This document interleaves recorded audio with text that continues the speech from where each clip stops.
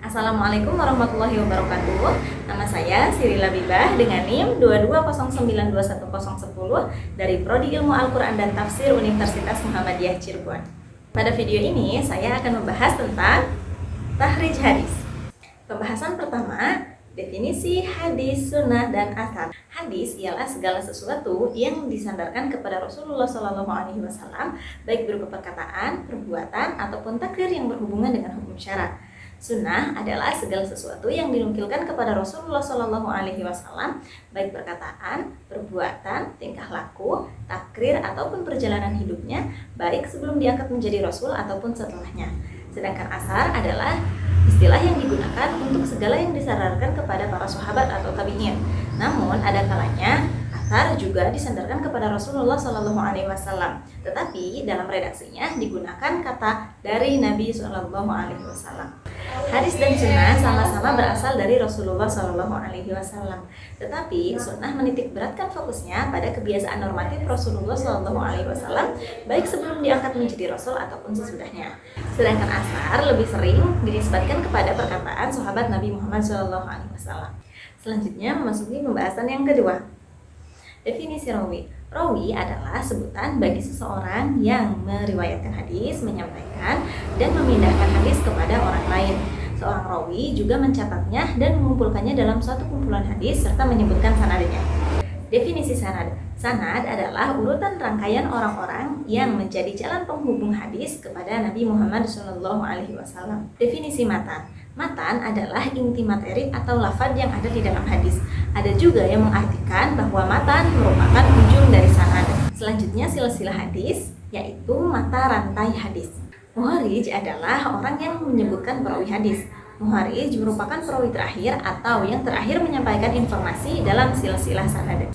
Definisi mustakhrij hadis. Mustakhrij hadis merujuk kepada orang-orang yang terlibat dalam proses mengumpulkan, mengkaji, dan mengklasifikasikan hadis dalam rangka menentukan keabsahan dan kekuatan sanad serta matan. Selanjutnya, definisi musnad. Musnad ialah hadis yang tersambung sanadnya dari perawi hingga akhir sanadnya. Dari pengertian ini tercakup hadis marfu', mauquf, serta maqtu'. Musnad juga berarti kitab yang menghimpun hadis-hadis Rasulullah yang diriwayatkan oleh para sahabat.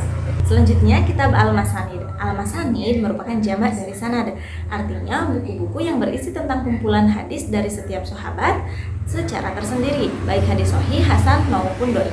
Kitab ma'ajim. Kitab ma'ajim berupaya mengumpulkan hadis-hadis dalam kitab-kitab tertentu untuk diambil sebagian kecilnya dan dijadikan sampel yang kemudian akan ditampilkan dalam rumus-rumus tertentu. Kitab As-Sihah.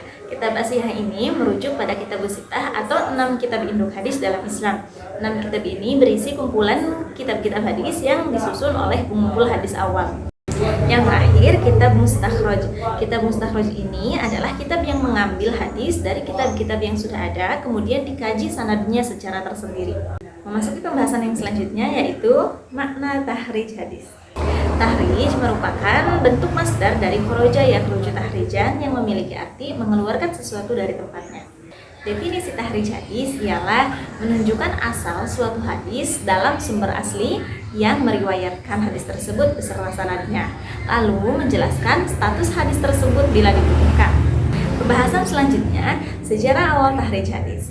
Tahrij hadis ini muncul karena pada masa itu banyak sekali berkembang berbagai disiplin ilmu lain seperti sejarah, tafsir, fikih, dan lain sebagainya.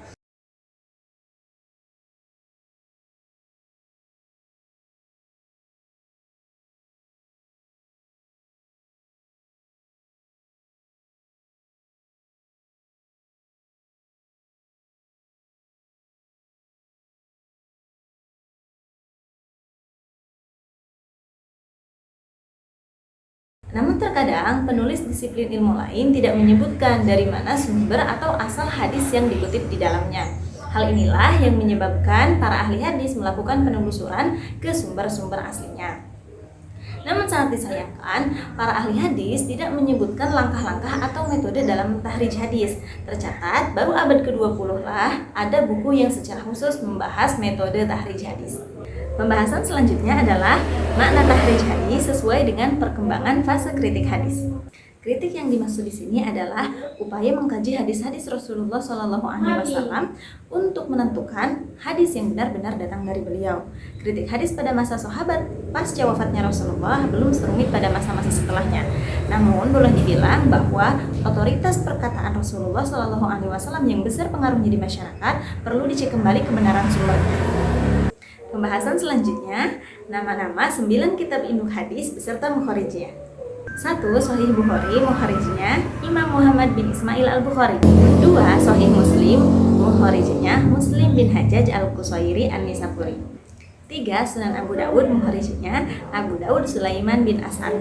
4. Sunan At-Tirmidzi, mukharijnya Abu Isa Muhammad bin Isa At-Tirmidzi. 5. Sunan An-Nasai, mukharijnya Ahmad bin Syu'aib An-Nasai. 6. Sunan Ibnu Majah, mukharijnya Muhammad bin Yazid Ibnu Majah. 7. Muwatta Imam Malik, mukharijnya Imam Malik bin Anas. 8. Musnad Ahmad bin Hambal, mukharijnya Imam Ahmad bin Hambal. 9. Sunan Ad-Darimi, mukharijnya Abu Muhammad Abdullah bin Abdurrahman Ad-Darimi. Pembahasan selanjutnya adalah 9 cabang ilmu yang harus dikuasai oleh pentahrij.